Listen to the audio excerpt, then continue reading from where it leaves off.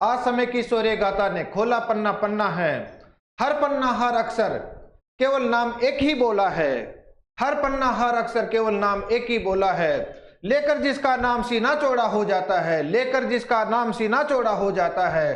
अरे हिंदू गौरव का प्रतीक है बेटा हिंदुस्तान का, सबसे ऊंचा नाम पृथ्वीराज चौहान का। नमस्कार दोस्तों, मैं राजस्थान की इस पावन धरा से एमजी आपके सामने एक बार फिर से हाजिर हूं राजस्थान के गौरव के टॉपिक को लेकर। दोस्तों, हमने पार्ट 1 में देखा था बप्पा रावल और उसी कड़ी में आज हम पार्ट 2 लेकर आपके सामने आ रहे हैं पृथ्वीराज चौहान के बारे में। और आपको तो पता ही है, पृथ्वीराज चौहान है पूरे राजस्थान का ही नहीं बल्कि भारत का गौरव है। और मुझे आशा है ये वीडियो आपको पसंद ही नहीं बल्कि एग्जाम में भी महत्वपूर्ण होगा। तो शुरुआत करते हैं बिना किसी देरी की। पृथ्वीराज चौहान।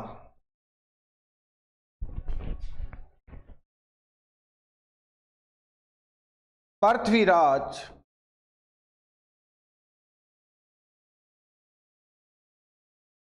थर्ड।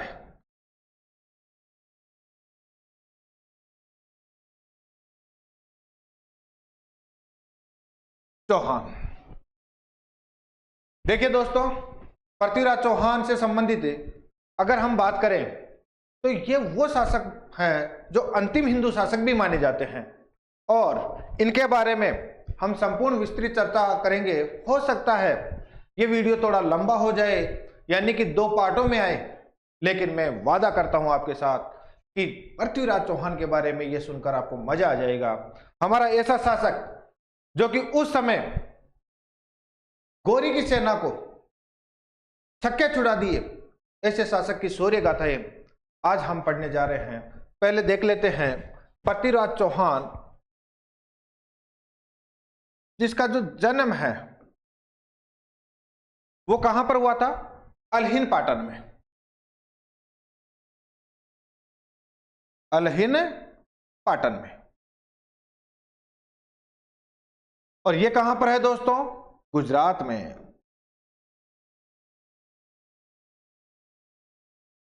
कहां पर है? गुजरात में।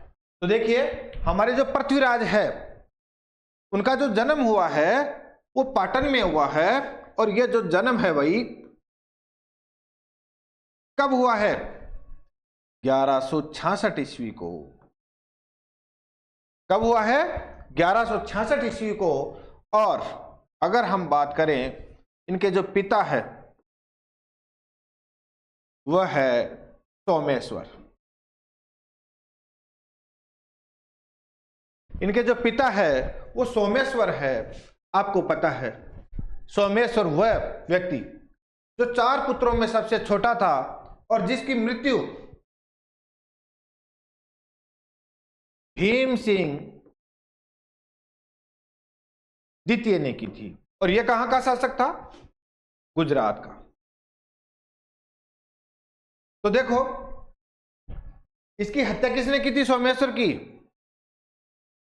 भीम सिंह द्वितीय ने। यह आप बाद में पढ़ेंगे।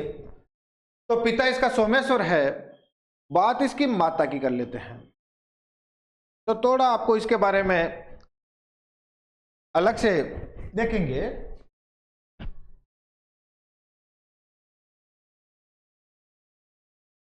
दो चीजों के बारे में देखते हैं। एक तो पृथ्वी राज विजय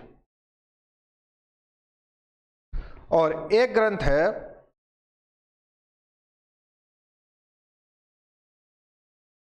पृथ्वीराज रासो। और ये जो पृथ्वीराज विजय है ये किसने लिखी थी भाई?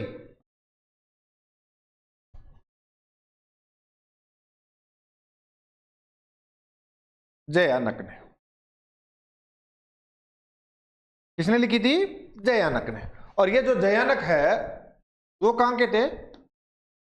कश्मीर के। और अगर हम पृथ्वीराज रासो की बात करें तो ये जो लिखा वो किसने लिखा? चंद्र बरदाई ने। तो देखिए पृथ्वीराज विजय के अनुसार तो जो पृथ्वीराज की जो मां है वो कौन है? कर्पूरी देवी। और अगर हम पृथ्वीराज रासो के अनुसार बात करें तो इनकी जो मां है कमला देवी।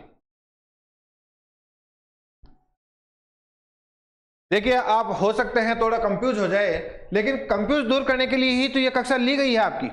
तो देखिए हम बात करें तो पृथ्वीराज विजय के अनुसार तो पृथ्वीराज थर्ड की जो मां है वो कौन है भाई? कर्पूर देवी है। और अगर चंद्रप्रदाय ग्रंथ के अनुसार पृथ्वीराज रासो के अनुसार देखें तो कौन है? कमला देवी। मैं आपको थोड़ा स्पष्ट कर दूं, इससे हो सकता है भाई थाने थोड़ा अच्छो समझ में आ जावे। कर्पूर देवी,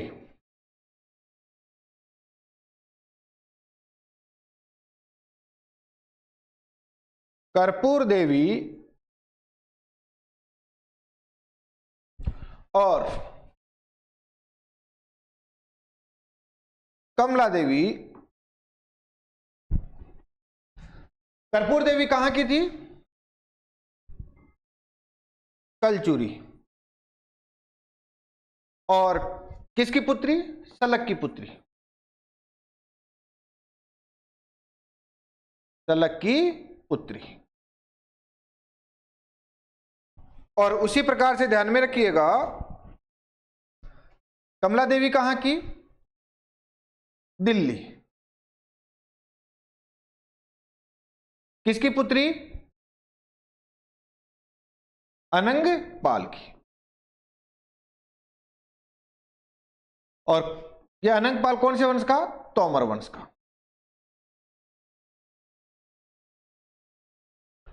तो देखो भाई अगर जयानक के अनुसार देखा जाए तो इनकी मां का नाम है वह कर्पूर देवी है। और कहां की राजकुमारी है? कलचुरी की राजकुमारी है। जबकि आपनो जो भाई है चंद्रप्रदाई वो कहीं बताया हुआ है? कमला देवी। और ध्यान में रखना ये कमला देवी कहां की? दिल्ली के शासक की। किसकी? अनंग पाल की। थोड़ा सा अंडा देख भी लीजिए भाई कि जो अनंग पाल है उनके दो पुत्रियां हैं और एक पुत्री तो आपको पता ही है। दूसरी पुत्री का जो विवाह हुआ था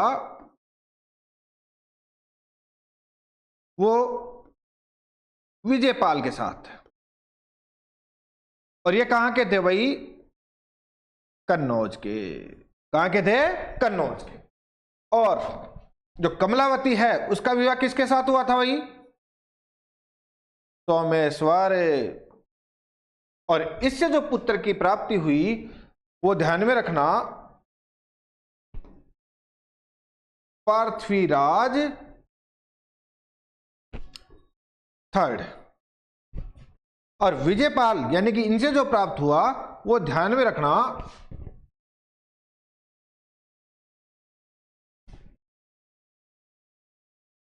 जयचंद।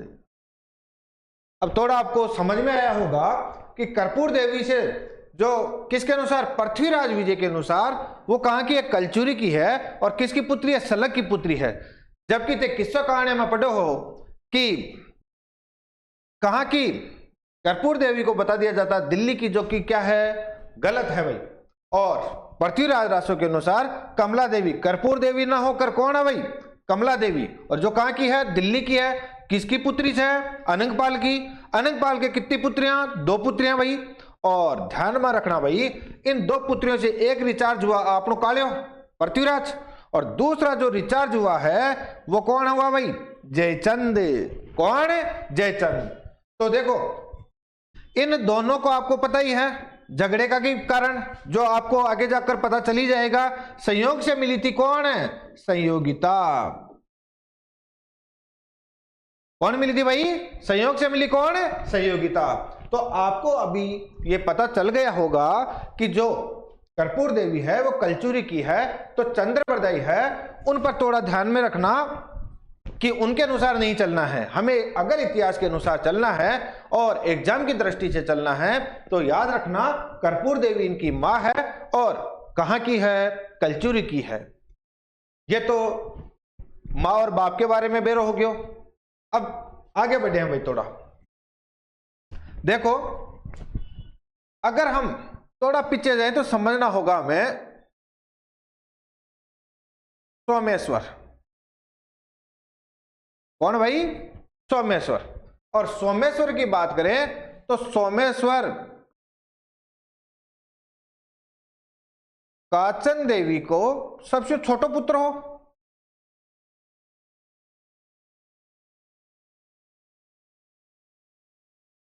लेकिन ते देखा कि अंत में सबसे छोटा पुत्र भी क्या बने हो, शासक बने हो। और इनकी जो मृत्यु हुई है वो 1177 ईस्वी में हुई। कब हुई भाई? 1177 ईस्वी में हुई। और इसके मरने के बाद आप लोग काले कौन है? पृथ्वीराज। पृथ्वीराज। और कौन सा भाई? थर्ड। अब ये थर्ड टू फर्स्ट इन थोड़ा ध्यान देना है, कहीं कंफ्यूजन ना हो जाओ थाने। चौहान वंश में, चौहान वंश में ये पृथ्वीराज कितना हुआ भाई? 3 हुआ। कितना हुआ? 3 हुआ। और इनके बारे में आपको कोई विशेष जानकारी की आवश्यकता नहीं है रिट में, लेकिन पृथ्वीराज के बारे में अगर आप चाहो तो देखिए ये थर्ड, क्योंकि यहां पर पहले 2, इनसे पहले कितने हुए? 2 हुए।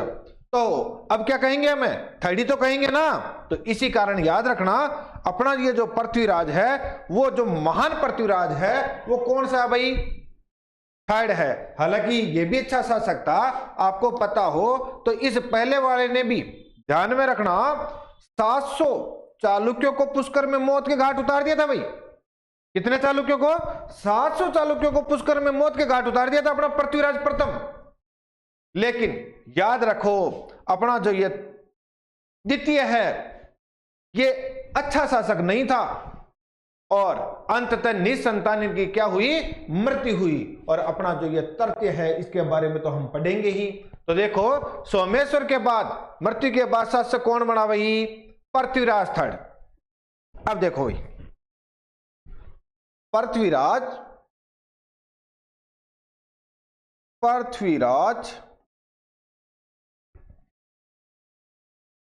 थर्ड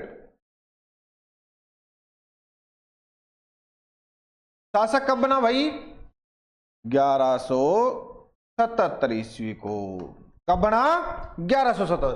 और 1177 को बनाना भाई तो याद रखना था ने शासक बनते समय आयु है भाई इसकी मात्र 11 याद रखना भाई, 11 वर्ष। कितनी वर्ष? 11 वर्ष। अरे भाई सिंपल है यार, छोरा को जन्म कदे ही हो? जन्म कब? 1166 में। अब थाना तो भाई 1166 में हो तो 77 में बने तो कितने साल हो गए? अब 1177 में तो कत्ता को अंतर है? 11 को अंतर है। तो याद रख जैसी। लेकिन अब तो सीख भाई ध्यान रख, जो थे वास्तविक शासक, वास्तविक शासक यो भाई कत्ता बने हो? 1178 में ही बने हो। कब बने हो? 1178 में ही बने हो। अब 1 साल का गिल्ली डंडा खेलो, हाँ खेलवा की उम्र गिल्ली डंडा ही है इसकी। लेकिन याद रख जो थे 1 वर्ष तक याद रखो थे कर्पूर देवी के संरक्षण में रहा। क्यों मना करे भाई? तो कौन कह रहे हैं? गोपी के नाथ शर्मा। कौन रहा भाई? गोपी के नाथ शर्मा। शर्मा जी को लड़को कहीं कह रहे हो भाई कि वास्तविक शासक तो ये 1178 में ही बने हो। 1 साल तो किनके आंचल में खेलो? अपनी माँ के आंचल में ही खेलो और केवल गुल्ली डंडा खेल तो भरे। तो देखो भाई, पृथ्वीराज वास्तव में शासक कब बने हो? 1178 में बने हो। तो यह तो हो गई पृथ्वीराज के बारे में, प्रारंभिक के बारे में। तन पतो है जन्म कब हुए हो? 1166 ईस्वी को।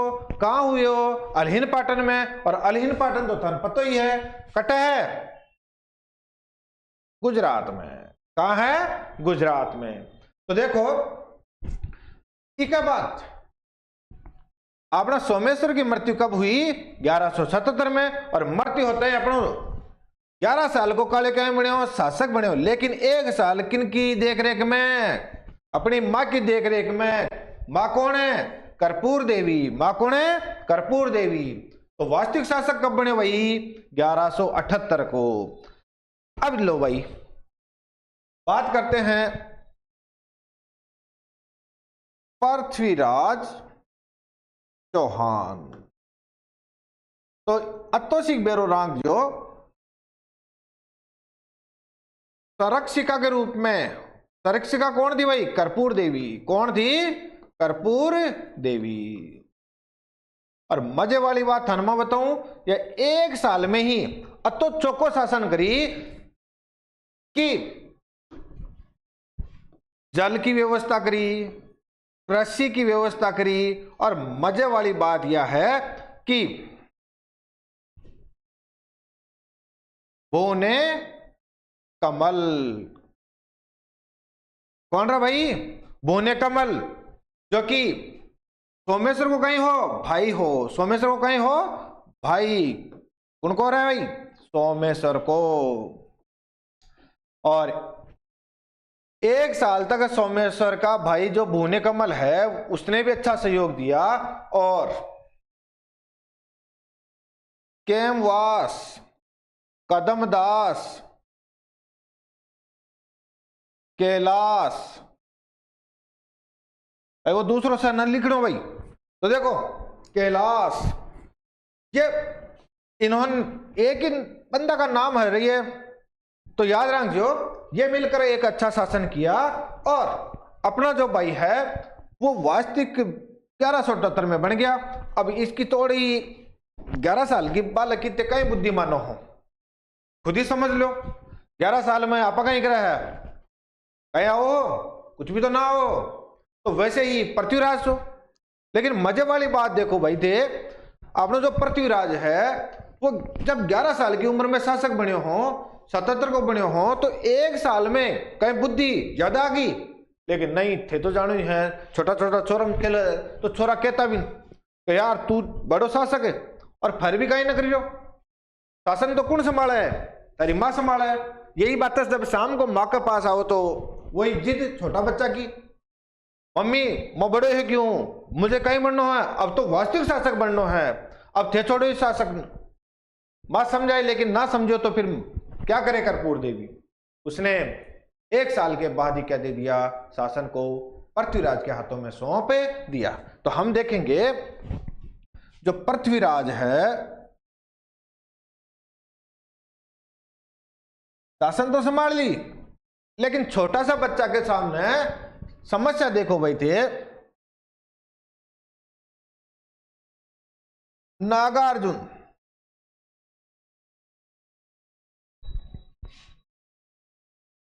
भंडाणक,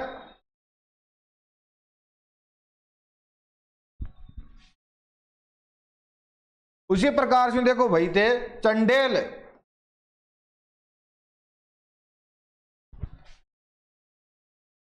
और चालुक्यों, यानी कि चालुक्य।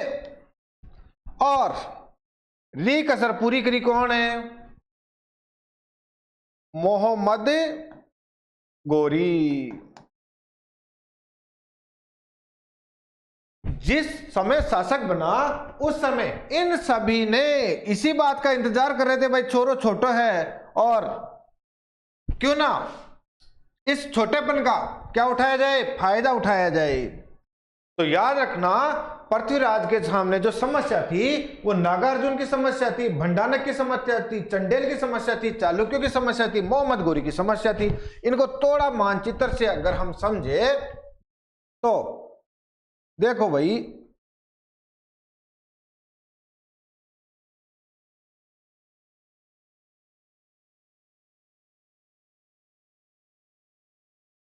यो आपनो कहीं है भाई,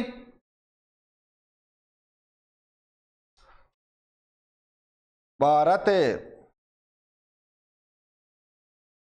ये लो भाई। हाँ जी, तो अगर आप बात करा तो अंडा आपनो कौन रहे तो काले रहे तो, और यहां पर कौन रहा भाई, नागार्जुन, और अंडा भाई जयचंद, और अंडा भाई चंडेल, और अठ है चालुक्य, और अट्ठी का पाड़ा कौन है भाई, या था को गोरी। तो चारों तरफ से ही पृथ्वीराज का सामना कहीं थी, समस्या ही समस्या थी। अब ये पृथ्वीराज अपनो कालो है भाई, क्या बा समस्या नमटे हो, एक बार आप अपने थोड़ी चर्चा करा। देखो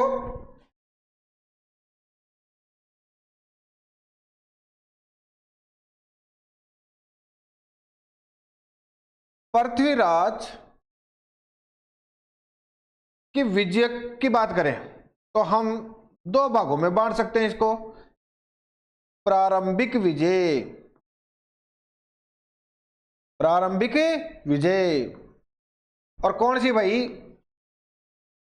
दिग्विजय। तो देखो भाई, एक तो है प्रारंभिक विजय, यानी कि बा विजय जो पृथ्वीराज शासक बनते ही दावा बोले हो, और एक वह विजय जो बड़ी सोच के तहत, राज्यों को जीतने की नीति के तहत, आस पड़ोस को जीतने की नीति के तहत किए गए युद्ध, कौन सी नीति के कहलाई, दिग्विजय की नीति। कौन सी नीति भाई, दिग्विजय की नीति। तो दोनों स्तरों पर पढ़ा आप, तो लो भाई,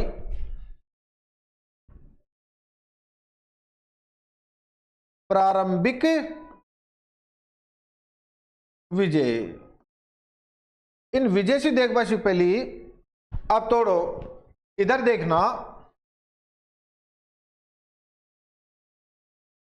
पृथ्वीराज का जो प्रधानमंत्री है,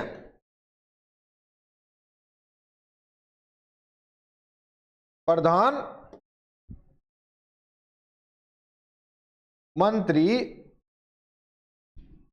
और सेना नायक, सेना नायक। तो देखो प्रधानमंत्री की बात करें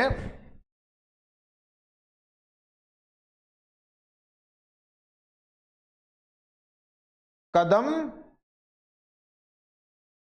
दास, इन्हीं कहीं किया आप,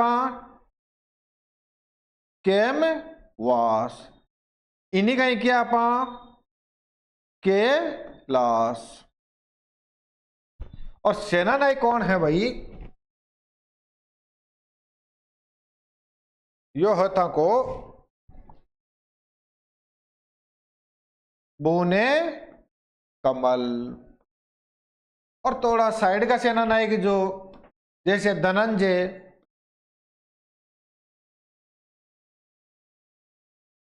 समर सिंह आदि भी कहीं भाई का महत्वपूर्ण सेना नायक था, जैसे स्कंद, ये अपना अपना महत्वपूर्ण, जैसे समर सिंह ध्यान में रख जो तराइन का युद्ध में महत्वपूर्ण भूमिका निभाई। लेकिन बात करें आप कदमदास की और भुवनेश्वर की, बूने कमल की। कदमदास है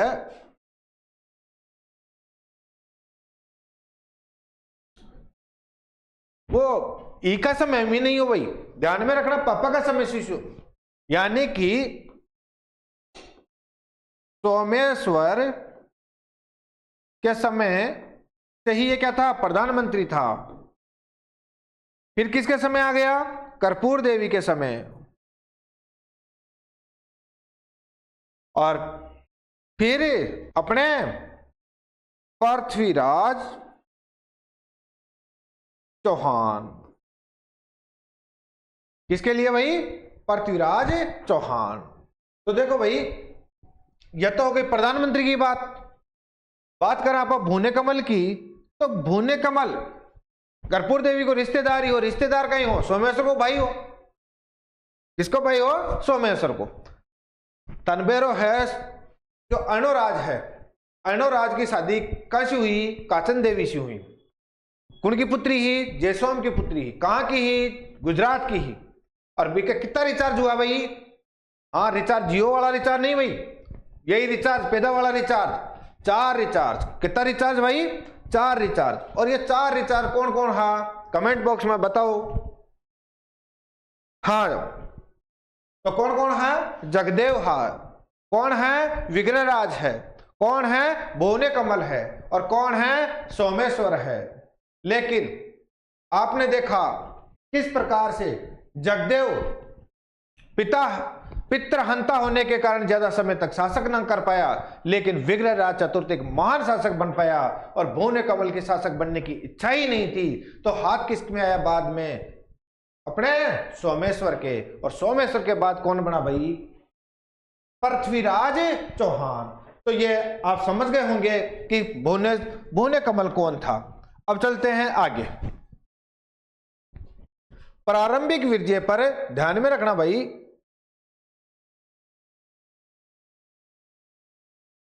नागार्जुन पर विजय। कौन पर विजय भाई? नागार्जुन पर। ध्यान में रखो ये परिवार पर विजय है। और आपनो पृथ्वीराज उस समय छोटो ही है, लेकिन जनून छोटा में रहो ना, बत तो बड़ा में थोड़ी बड़ा अनुभव रहो भाई। और जनून किन में? इन्हीं में तो रहे। और आपनो पृथ्वीराज तो जनूनी थो ही शुरू में। तो देखो उन्होंने कहा भाई प्रधानमंत्री जी युद्ध करना हो अपन, तो बैठे नहीं रहना। कदमदास ने कहा भाई कौन सी रहा है? तो कौन सी कहीं? अपना जो चचा का लड़का है, कौन है? नागार्जुन है। वो कड़े गुड़गांव। और यो खट्टा है भाई हरियाणा। बड़ा आतंक मचा रखियो है। और सबसे पहली बाद में दूसरा चलता नहीं, पहले अपना नहीं चलता नहीं। अपना का तात्पर्य याद रखना भाई, नागार्जुन उनको पुत्र हो विग्रहराज को। विग्रहराज इसको भाई चतुर को। तो यो याद रख जो भाई, नागार्जुन कुंड को पुत्र है विग्रहराज चतुर्थ को। लड़ाई क्यों हुई? क्योंकि विग्रहराज चतुर्थ का पुत्र होने के कारण, याद रखना, नागार्जुन पृथ्वीराज को शासक ही नहीं मानता था कि भाई मेरे पापा से तेरा पापा तो छोटा है और छोटे को राजगद्दी कैसे दी जा सकती है। लेकिन परिस्थितियों में आपने राजगद्दी छीन ली। लेकिन अब वास्तविक शासक तो कौन है? मैं ही हूं। इसलिए जो ही मौका मिले और अजमेर पर हमला करने की ताक में बैठे नागार्जुन, लेकिन कहीं काले जीत बधे, यही तो देखना है भाई। नागार्जुन के खिलाफ पृथ्वीराज ने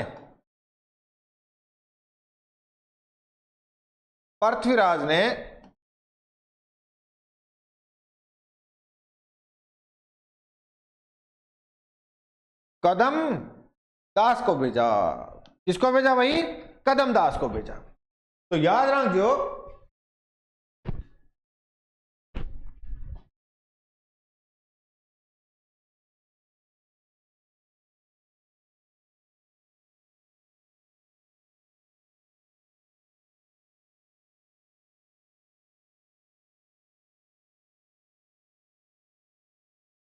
तो देखो भाई, आपने जो राजस्थान है और ये गुड़गांव, यहां से कौन? कदम दास निकला। और गुड़गांव को चारों तरफ से, गुड़गांव के दुर्ग को, जिसे गुड़पाल भी कहा जाता है भाई, गुड़पाल भी कहा जाता है, उसको चारों तरफ से घेरा और याद रखना चारों तरफ से घेर कर संपूर्ण दुर्ग को ध्वस्त करके इस दुर्ग पर क्या प्राप्त की? विजय प्राप्त की। क्या प्राप्त की भाई? विजय प्राप्त की। लेकिन नागार्जुन यहां से 9 2 11 यानी कि दूर भग गया।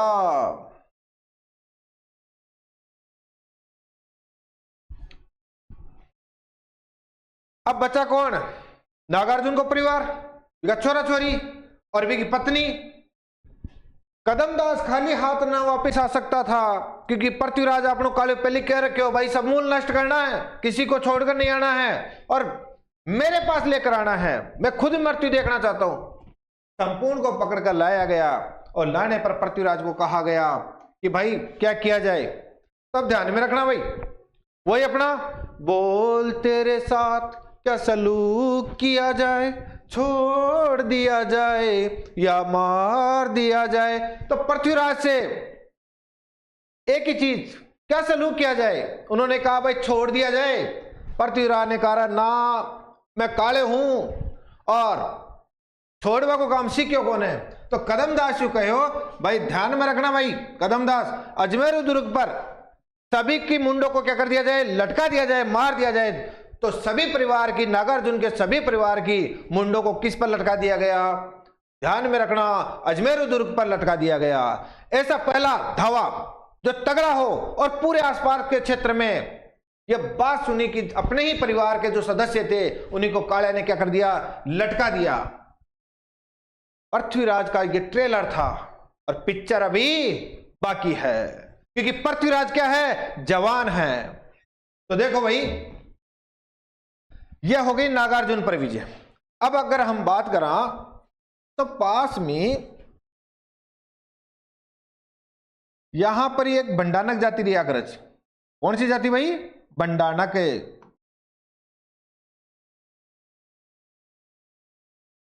कौन सी जाति? बंडानक। और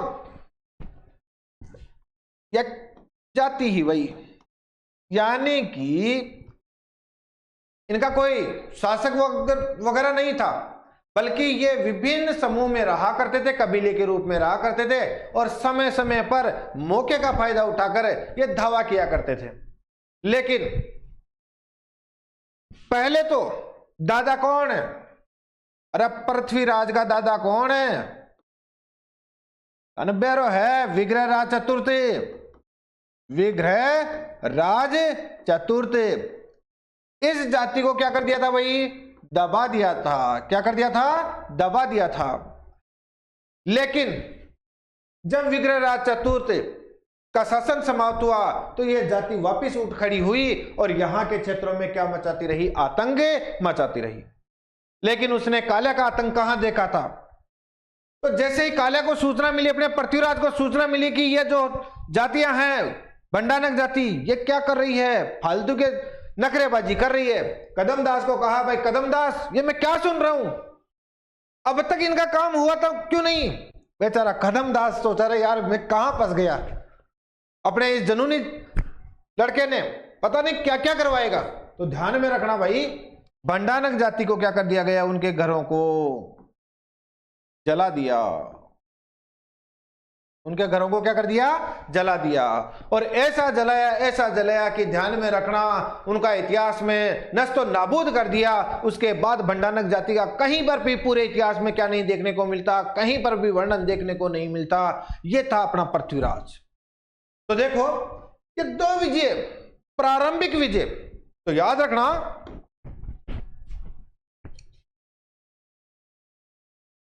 प्रारंभिक विजय कौन कौन सी हुई भाई? नागार्जुन पर,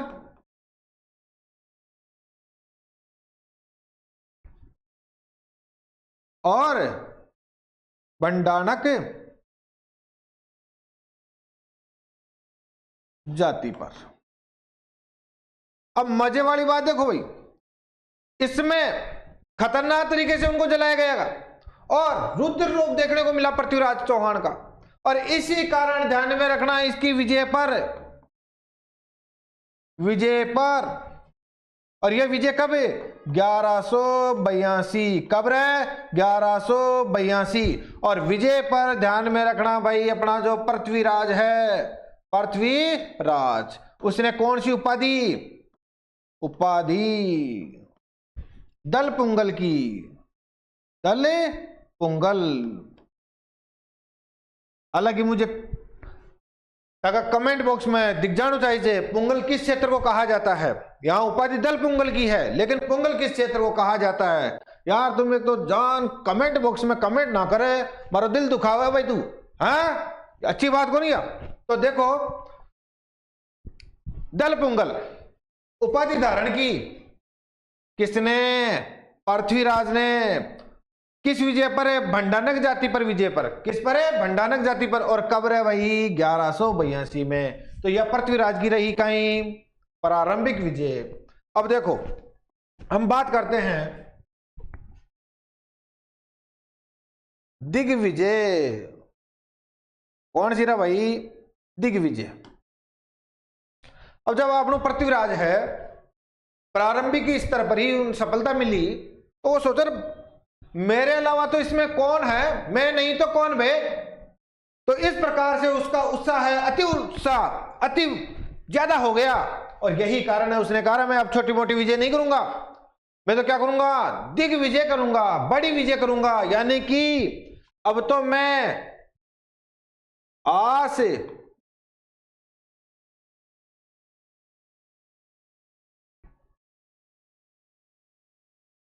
पड़ोस के राज्य को जीतूंगा। क्या करूंगा भाई? आसपास के जो राज्य हैं उनको भी जीतने का काम करूंगा।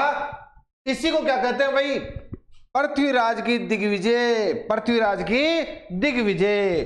आप सोचो भाई, 1182 में जो पृथ्वीराज है वो कत्तों का शासक, मात्र 1600 साल, सॉरी 1600 साल, अरे 16 साल भाई, 16 साल का शासक। और 16 साल का शासक है, दो विजय प्राप्त कर रहा है। जबकि थान तो पता ही है ताको वोटर आईडी में नाम भी कब जुड़े हैं? 18 वर्ष की उम्र में, तब दे जाकर वोट डाल सको। लेकिन अपना जो पृथ्वीराज है वो 16 साल की उम्र में तो दो युद्ध सल्टा दियो भाई। और अब कौन सी विजय? दिग्विजय। कौन सी विजय है भाई? दिग्विजय। तो देखो देखते हैं भाई, और दिग्विजय के तहत पहली विजय अटकी महोबा पर। कहां पर है? महोबा पर है। तो ध्यान में रखियो, जो दिग्विजय है वो पहली विजय कहां पर है? महोबा पर है। तो देखो भाई अपन चाला हाँ चालुक्य, सॉरी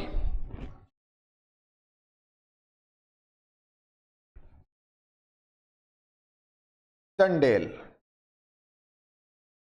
और ये चंडेल कहां के शासक थे? याद रखना, जैजाग भुक्ति,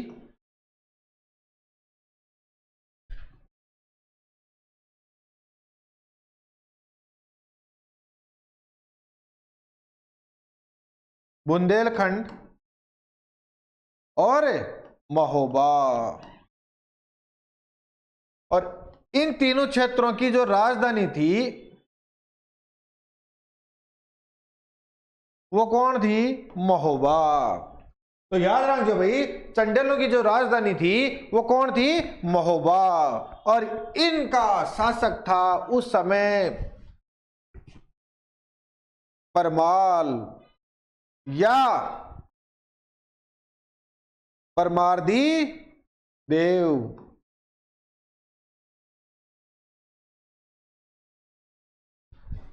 तो देखो परमाल भी कह सकते हो भाई, पेमल भी कह सकते हो, परमार्दी देव भी कह सकते हो। और इनसे युद्ध, अब तोड़ो था ना युद्ध को कारण बताऊं मां, तो कभी कभी अति उत्साह में गलत काम कर बैठा है और दुश्मनी फालतू ही मोल ले बैठा है। और अगर दुश्मनी फालतू ही मोल ले बैठे तो थान पता आपनो काले का ही करसी। तो देखो क्या है भाई, दिल्ली, जिन्हें पहले का काल में कहीं क्या है दिल्ली का दिल्ली से पहले कहीं क्या हो भाई, दिल्ली का। और ये दिल्ली का शासक है और अजमेर को शासक है और दिल्ली का शासक है। दोनों ही कौन है, आपनो पृथ्वीराज। तो पृथ्वीराज कत्ती जगह को शासक है भाई, 2 जगह को। कत्ती जगह को, 2 जगह को। एक तो अजमेर को शासक और एक दिल्ली को शासक। दिल्ली को शासक क्या बनियो, अरे आपको तन पतो है, आप पृथ्वीराज चंद्र बरदाई की ग्रंथ में पृथ्वीराज रासों में थे पढ़ा कि पृथ्वीराज का जो मामा है, नाना है, वो कहां पर है भाई, दिल्ली में। और नाना कौन है, अनंगपाल। अरे झूठी है वो, सच्ची है वो, लेकिन है तो सही ना, ग्रंथ तो है ना। तो देखो मामा नाना कहां पर है, दिल्ली में है। और लड़ाई क्यों है भाई, जयचंद के थे कहीं समझो, सहयोगिता की लड़ाई, अपनी छोरी की लड़ाई। पागल हो मुन्ना, वास्तविक लड़ाई तो यही ही कि अनंगपाल है वो जयचंद को गोद न लेकर किसको गोद लिया था, पृथ्वीराज चौहान को। और यही वास्तविकता लड़ाई थी, वो तो गलती से। यह अलग बात है, यह अलग बात है कि नैन भी किसी के लड़ गए तो वो आग में किसका काम हो गया, घी का काम हो गया। तो ध्यान में रखना, दोनों क्षेत्रों के शासक थे तो सेना यहां से वहां आती जाती रहती थी। और यही कारण है कि दिल्ली से जब सेना आ रही थी तो महोबा के चंदेलों ने, परमार्दी देव के सेना नायकों ने पृथ्वीराज के सैनिकों को पकड़ लिया और उन्होंने कहा भाई कहां जा रहे हो रे, अपने क्षेत्र से कर देकर जाओ भाई। उन्होंने कहा जानते नहीं, हम काले की सेना, पृथ्वीराज की सेना है, कसम से पता चल गया ना छोड़ेगा नहीं भाई। उन्होंने कहा होगा कहीं पर भी, ये अपना इलाका है और कर देकर जा। भाई साहब, कर ना देने पर पृथ्वीराज की सेना के सेना नायकों को परमार्दी देव ने मारा काटा, लूला लंगड़ा कर दिया। और ये ऐसी स्थिति में किसके पास गए, अजमेर में पृथ्वीराज चौहान के पास गए। किसके पास गए भाई, पृथ्वीराज चौहान के पास गए। और पृथ्वीराज चौहान के पास जाने पर आपको पता ही है, जैसे उन्होंने देखा भाई ये क्या हो रहा है कि प्रभु, वो परमार्दी देव के सेना नायकों ने कहा, उन्होंने कहा कि भाई कहते भाई कि सेना किसकी है, नाम सुनते ही खौफ आ जाता। उन्होंने कहा यही तो दिक्कत है, हमने कहा लेकिन खौफ ना आया। बस फिर क्या था, पृथ्वीराज ने कहा रे भाई अब तो किससे, परमार्दी देव से परम बदला होगा, परमार्दी देव से परम बदला होगा। और यही कारण है कि अब चंदेलों पर क्या किया गया, आक्रमण किया गया। तो देखो भाई, महोबा का युद्ध, महोबा का युद्ध। महोबा का क्यों बोल रहा हूं, अरे क्योंकि उनकी राजधानी महोबा है। कब रे भाई, 1182। कब, 1182 में। ध्यान रखना है, पंडानक जाति पर भी 1182 में ही जीत्यो। और उसी साल 1182 में ही जनूनी पृथ्वीराज ने कहां पर भी आक्रमण किया, 1182 में ही आक्रमण किया महोबा पर। चलो महोबा चलते हैं भाई, महोबा। अब मजे वाली बात था, मैं बताऊं, ये जो महोबा का शासक है परमार्दी देव, वो खुद के दम पर फुदक रहे हो कहीं नहीं। क्यों, उनके पास भाई 2 ब्रह्मास्त्र था, आला और उद्दल। तो ध्यान में रखना भाई, ये भाई ऐसा युद्धवीर, ऐसा सूरवीर जो लगभग 52-54 लड़ाइयां जीत चुका है और इनका डंका बजा। यही कारण था कि परमार्दी देव किसके दम पर फुदक रहा था, आला और उदल। सेना को पीट दिया इनके दम पर, लेकिन परिस्थितियां बदली। और परिस्थितियां बदली तो ऐसी बदली कि आला और उदल रोज, क्योंकि युद्ध जीते थे तो ईगो भी रहता था, रोज आन बान शान से चलते थे, बिना किसी का कहा सुना मानते नहीं थे। आए दरबार में, चल दिए, कोई कहने वाला नहीं था। ये सुनकर दूसरे दरबारी है वो परमार्थ देव को भरने लगे कि भाई यार ये सूरवीर है तो क्या ऐसा करेंगे। इसके कारण ध्यान में रखना, परमार्थ देव किन पर आक्रोशित हो जाता है? आला और उदल पर। और आला और उदल पर आक्रोशित होता है तो ध्यान में रखना भाई, उन्होंने कहा भाई तुम जैसे सूरवीर तो मैंने बहुत से देखे हैं, ये नौटंकी ना चलतंगी, यहां से या तो 9-2-11 हो जाओ या सुधर जाओ। आला और उदल को यही कहने की बात थी। आला और उदल कहां चले गए? ध्यान में रखना, कन्नौज। कहां चले गए? कन्नौज। अब कहने में तो कह दिया भाई, लेकिन अब अपना जो कालिया है सेना लेकर किधर आ रहा है? महोबा की तरफ आ रहा है। जैसे ही पता चला कि महोबा पर आक्रमण होने वाला है, परमार्थ देव को याद आई किसकी? आला और उदल की। किसकी याद आई? आला और उदल की। या सताए तेरी, है ना, ये गाना ही चलने लगा उसके मन पे भाई। लिखा खत और लिखा न खत, तो उसमें कहा भाई गलती हो गई आला और उदल, आ जाओ यार तुम। लेकिन आला और उदल ने कहा नो, फालतू की नौटंकी ना कर, हम अपने हाल में मस्त है, तू तेरे हाल में मस्त है, तू तेरा काम देख, हम हमारा काम देखते। परमार्थ देव बेचारा करे तो क्या करे। परमार्थ देव की जो लुगाई है तेरा की चिंता पड़कर पूछी भाई ये दिक्कत कहाँ है? यार आला और उदल की जरूरत है और वो आओ गुण। तब ध्यान में रखना, हम तो पता है लुगाइयों पर तो अच्छा पिछल जाओ भाई। तो ये तो अपना आला और उदल, आला और उदल, या मत सोचो यार सही चिट्ठी लिखी, गलत चिट्ठी ना लिखी। क्या चिट्ठी लिखी? आला और उदल को चिट्ठी लिखी कि बेटा तुम्हारी मां बोल रही हूं, बेटा तुम्हारी मां बोल रही हूं, तुम्हारी आन बान शान क्या जरूरत है। और इस मातृभूमि की परमार्थ देव के लिए मता, मेरे लिए मता, लेकिन इस माटी के लिए, इस माटी की सौगंध है, इस मातृभूमि की सौगंध है, इसके लिए लड़ने आ तू। भाई क्या था, आला और उदल सूरवीर थे, इतना कहने की जरूरत थी। आला और उदल कहा कि टेंशन मत ले मां, हम जब तक जीवित है तब तक इस क्षेत्र को, चंडेलों को कुछ भी होने नहीं देंगे। वापिस कौन आ जाते हैं भाई? आला और उदल। तो देखिएगा इस प्रकार से 1182 में एक तुलमुल युद्ध,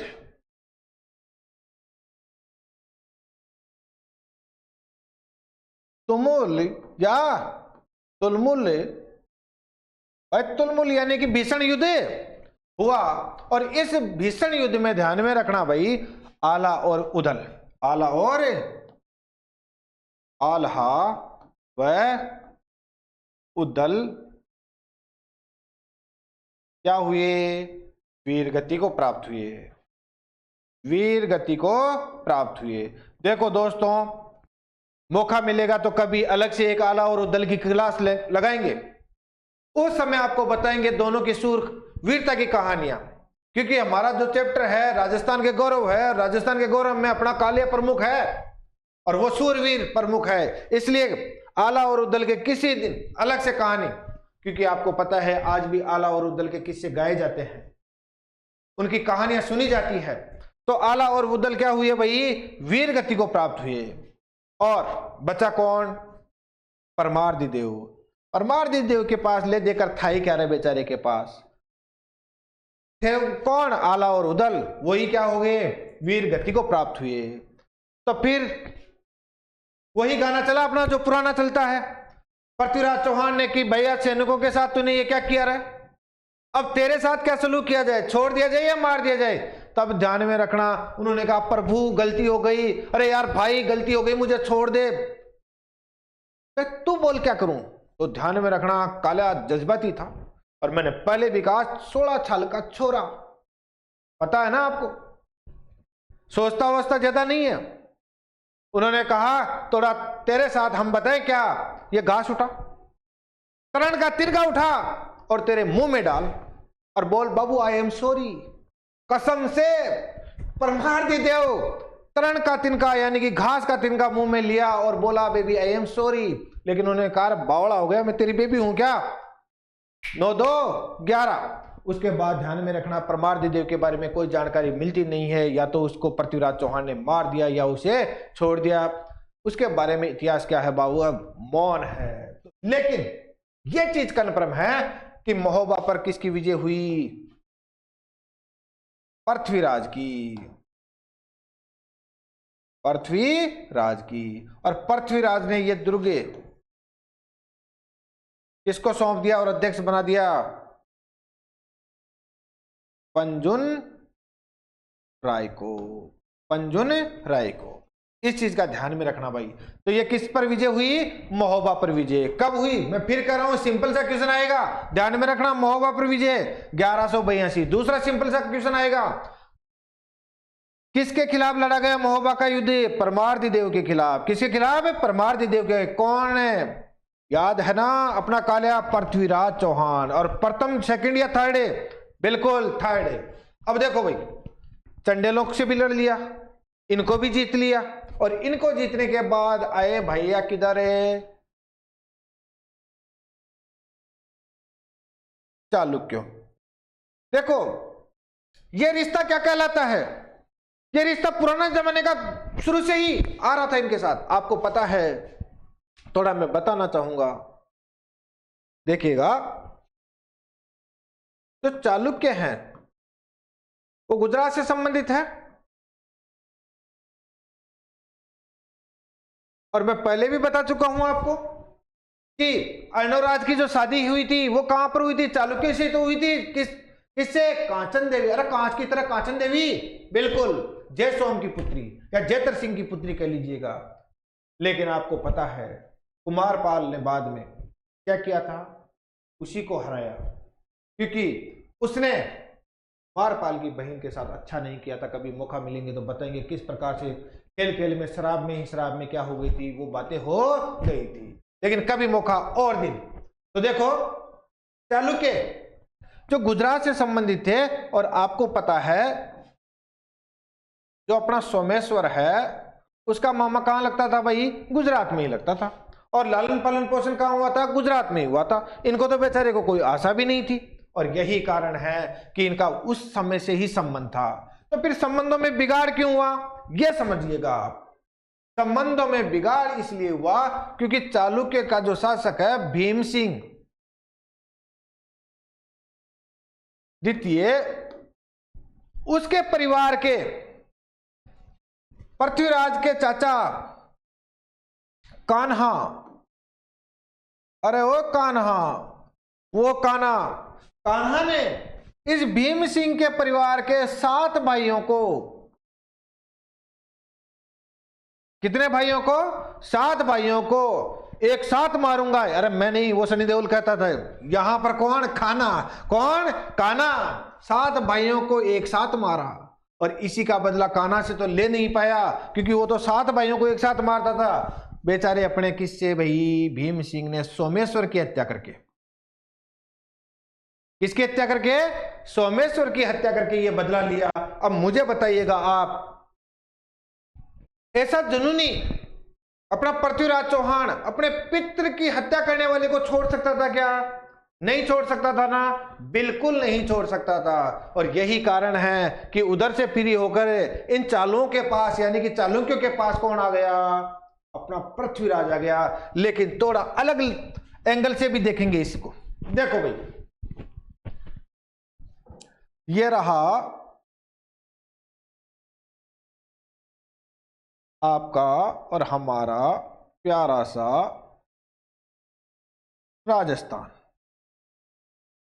चलो भाई, ये था अपना कालिया का क्षेत्र, और ये जो सीमा लगती है गुरुजी, ये जो सीमा है, ये कौन सी सीमा है? गुजरात की सीमा है। कौन सी सीमा है? गुजरात की सीमा है। और यहां पर आपको पता है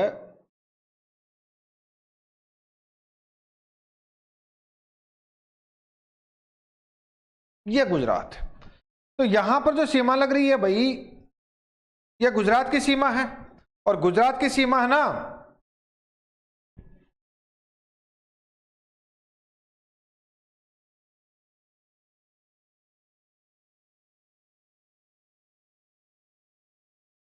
हाँ जी, ये गुजरात की सीमा हो गई।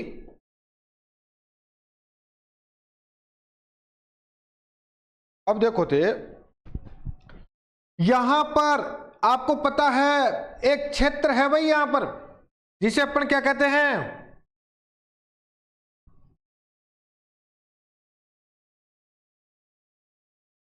माउंट आबू। मुझे दोस्तों कमेंट बॉक्स में जरूर बताओ, माउंट आबू जो आबू पर्वत है उसकी ऊंचाई जरूर बताइएगा कितनी है, मीटर में बता दीजिएगा।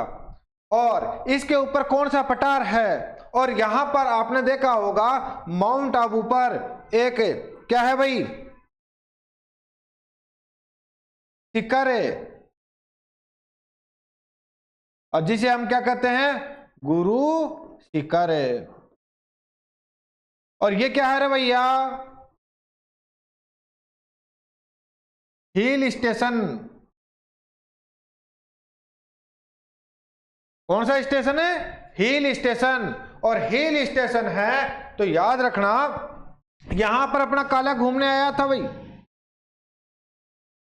देखो मार साहब, अपना काले यहां पर घूमने आया, और ध्यान में रखना उसी समय इस जगह पर कौन भी घूमने आया रहा भाई, भीम सिंह। कौन है, भीम सिंह। कौन घूमने आया, भीम सिंह घूमने आया। और भीम सिंह घूमने आने के बाद ध्यान में रखना सलक्की जो एक शिरोई का शासक है, थोड़ा मैं ऊपर ले लेता हूं इसे,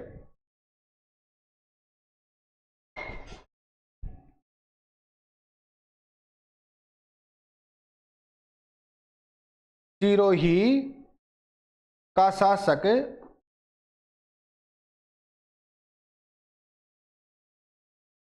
सलक। सिरोही का शासक कौन है भाई, सलक।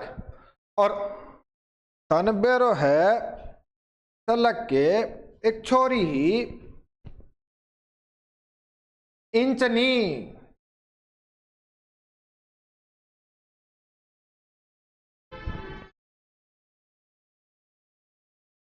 इंचनी, सलक की छोरी को नाम कहीं हो भाई, इंचनी। और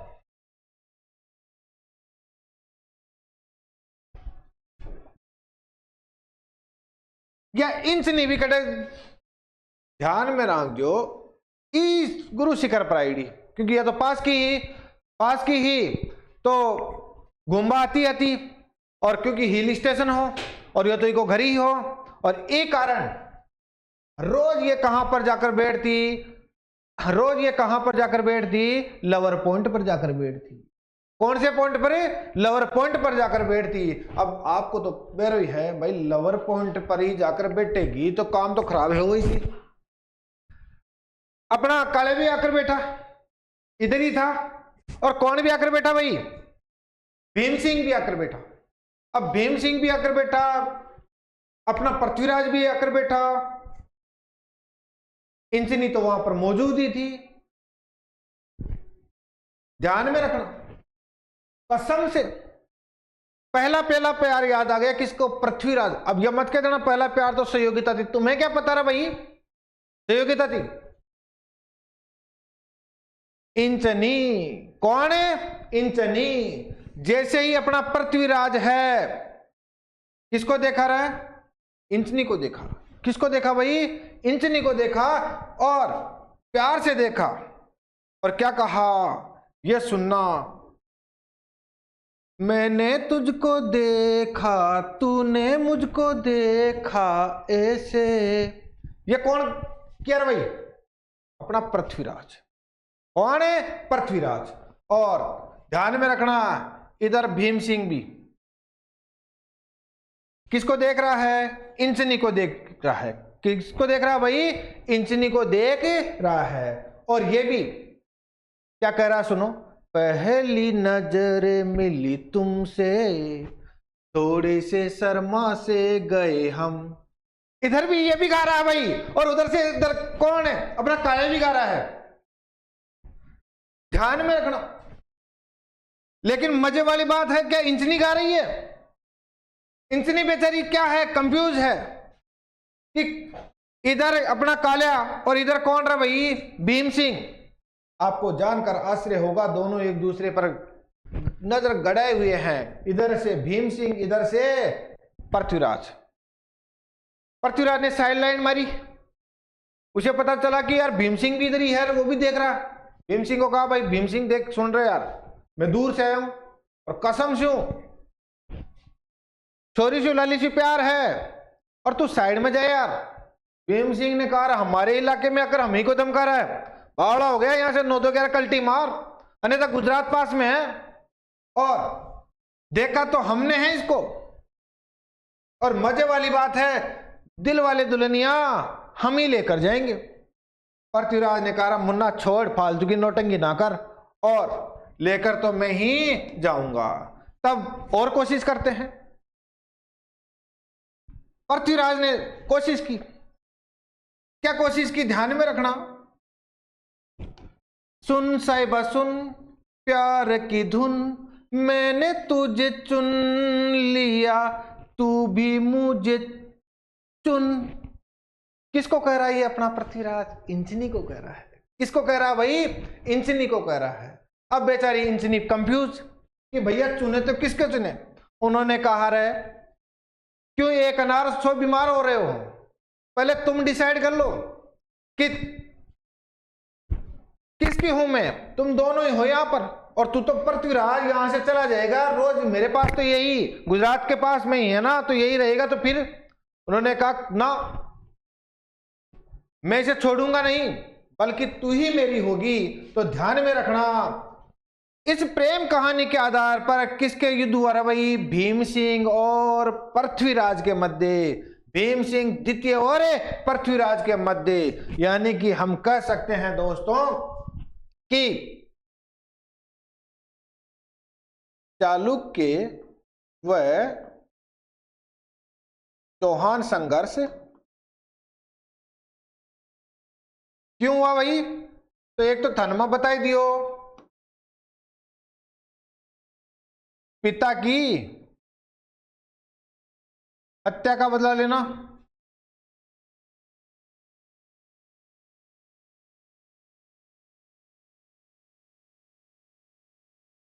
और एक कौन सा भाई? इंचनी से प्रेम प्रसंग, इंचनी से प्रेम प्रसंग। और ये प्रेम प्रसंग कौन कौन है भाई? भीम सिंह द्वितीय और अपना काल्या कौन है? पृथ्वीराज। अपना काल्या कौन भाई? पृथ्वीराज। और इस आधार पर दोनों के बीच में दोस्तों क्या हुआ? ध्यान में रखना भाई, युद्ध हुआ। और ये युद्ध कब हुआ रे भाई? ध्यान में रखना, 1184 ईस्वी को। कब हुआ? 1184। दोस्तों थोड़ा ध्यान में रखिएगा, आपको कहीं बुकों में ये मिल सकता है। सिरोही या आबू का युद्ध, और या इसे ऐसे भी मिल सकता है, नागौर का युद्ध। किसका युद्ध? नागौर का युद्ध। तो आपको ज्यादा टेंशन लेने की जरूरत नहीं है, जो भी ऑप्शन में आए अच्छा है। तो देखो इनके बीच में युद्ध हुआ, और मजे वाली बात देखो भाई, ये युद्ध चलता रहा 1187 तक। कितने साल तक रहा? 1187 साल तक। यानी कि 1187 तक चलता रहा, यानी कि 3 साल तक चलता रहा। नतीजा कोई नहीं निकल रहा था। बेचारा इसका जो भीम सिंह द्वितीय का सेना नायक था जगदेव, वो परेशान, यार गजब बात है, ये लड़ाई क्यों चल रही है हमें ही पता नहीं है। तब ध्यान में रखना उन दोनों को कि भाई यार एक बात बता दो, अलग अलग उनसे बात की कि भीम सिंह जी या तो बता दो यार, तो लड़ क्यों रहा हो, या युद्ध था तो रिलेशन अच्छा था पहले।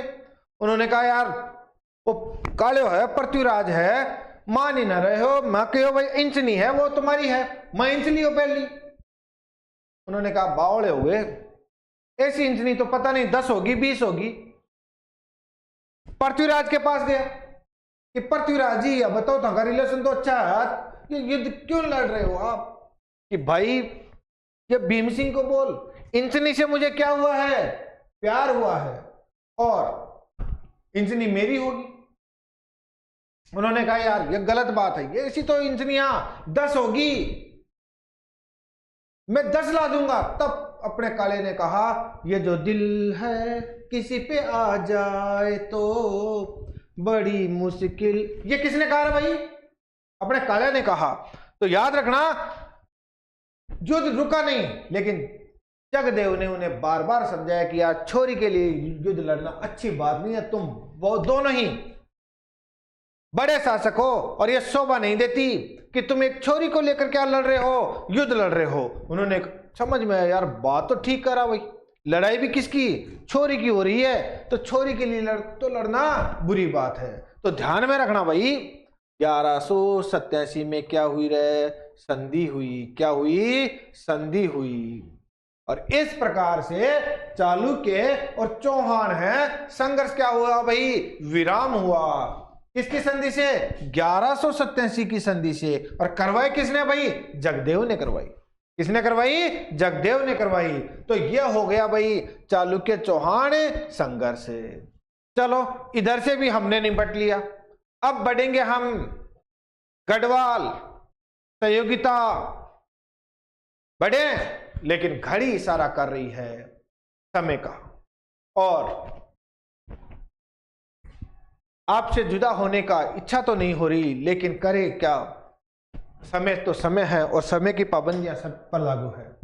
दोस्तों आशा है आप इस क्लास को आनंदित होकर लोगे।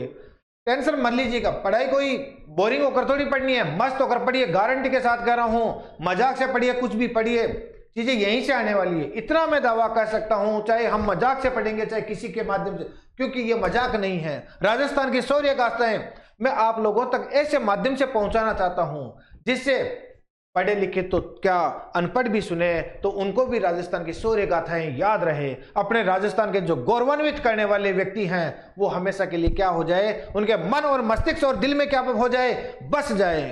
बस हम यही तो चाहते हैं। और आशा है आपको ये क्लास जरूर समझ में आएगी, और अगर अच्छी लगी तो लाइक कीजिएगा, शेयर कीजिएगा, और आपका कोई सजेशन देना है तो कमेंट जरूर कीजिएगा। हालांकि मुझे पता है आपका सजेशन होगा वो दिल से अच्छा हो या बुरा हो, सीखने योग्य होगा।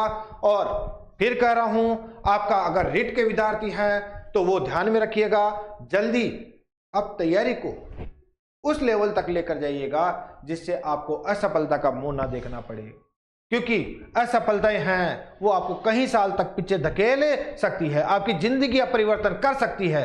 और आपकी जिंदगी में अगर नव परिवर्तन लाना है तो असफलता नहीं देखनी है, तो कीजिएगा आप तैयारी। और मैं आपको बताता चलूं, तैयारी प्राइवेट बुकों से ना करें, कम से कम आप इतने समझदार बनिएगा कि आपके पास एनसीईआरटी की जो 2024 और 25 की बुकें हैं, अगर आपको तैयारी करनी है, वास्तविकता में सफलता होना है, तो इस समय वो पढ़िए, फ्री में वो पढ़िए, वहीं से क्वेश्चन आएंगे। और आपसे मैं इतना कहूंगा, प्राइवेट बुकों से थोड़ी दूरी बनाइएगा, क्योंकि उनमें आपका फालतू का जो 70-80% का मैटर है वो फालतू का बढ़ाया गया है। और मुझे पता है एक विद्यार्थी जीवन में जब हम तैयारी करते हैं तो उस समय क्या छांटे और क्या पढ़े, ये दोहरी समस्या रहती है। और हमें लगता है कि हम जितनी बुकों में लिखा गया है वो सभी पढ़ने योग्य है, सभी एग्जाम में आने वाले क्वेश्चन है। ऐसा नहीं होता बाबू।